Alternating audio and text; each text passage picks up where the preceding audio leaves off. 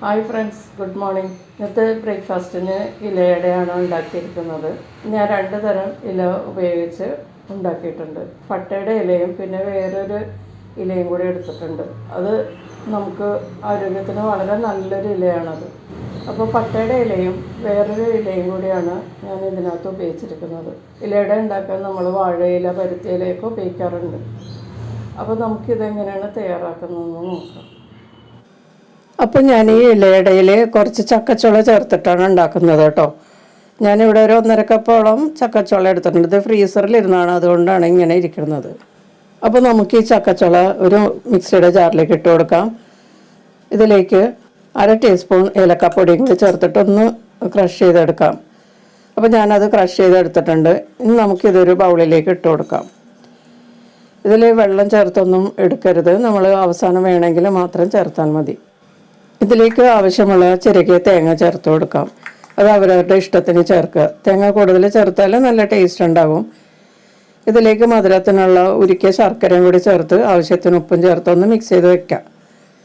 ഇതിലേക്ക് ഇനി ഗോതമ്പ് പൊടിയാണ് ഞാൻ ചേർക്കാൻ പോകുന്നത്. 2 കപ്പ് ഗോതമ്പ് പൊടി ഒരു പാത്രത്തിലെടുത്ത് വെച്ചിട്ടുണ്ട്. അത് കുറേശ്ശെ ഇതിലേക്ക് ചേർത്തിട്ടൊന്ന് കുഴച്ചെടുക്കുക. കുറേശ്ശെ ചേർത്ത് കുഴക്കുക. കുറച്ച് കട്ടിയായ രീതിയിൽ വേണം കുഴച്ചെടുക്കാനായിട്ട്, അല്ലെങ്കിൽ നമ്മൾ ഇലയിൽ എടുത്ത് വരുമ്പോഴേക്കും അത് ഒഴുകിപ്പോവും. അങ്ങനെ ഒഴുകാതെ കുറച്ച് ഫേമായിട്ടിരിക്കുന്ന രീതിയിൽ വേണം നമ്മളിത് കുഴച്ചെടുക്കാൻ. അപ്പോൾ ഞാൻ കുറേശ്ശെ ചേർത്ത് ആ 2 കപ്പ് ഗോതമ്പ് പൊടിയും ചേർത്ത് കുഴച്ചെടുത്തിട്ടുണ്ട്. ഇതിപ്പോൾ പാകമാണ്. ഇനി നമുക്ക് ഇലയാണ് വേണ്ടത്. ഞാനിവിടെ വേറൊരു ഇല എടുത്തിട്ടുണ്ടെന്ന് പറഞ്ഞില്ലേ, അത് പ്ലാവിലയാണ്. കുറച്ച് തളിരായിട്ടുള്ള പ്ലാവില എടുക്കണം.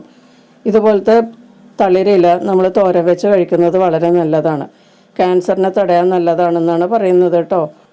പിന്നെ ഞാനിവിടെ പട്ടയുടെ ഇല എടുത്തിട്ടുണ്ട്. അപ്പോൾ ഇനി നമുക്ക് ഒരു സ്റ്റീമറിൽ വെള്ളം തിളപ്പിച്ചതിന് ശേഷം ഇതിലേക്ക് കുറേശ്ശെ മാവ് എടുത്തിട്ട് ഇതുപോലെ ചുരുട്ടി വയ്ക്കാം. ഇങ്ങനെയാണ് നമ്മൾ ചെയ്യാൻ പോകുന്നത്.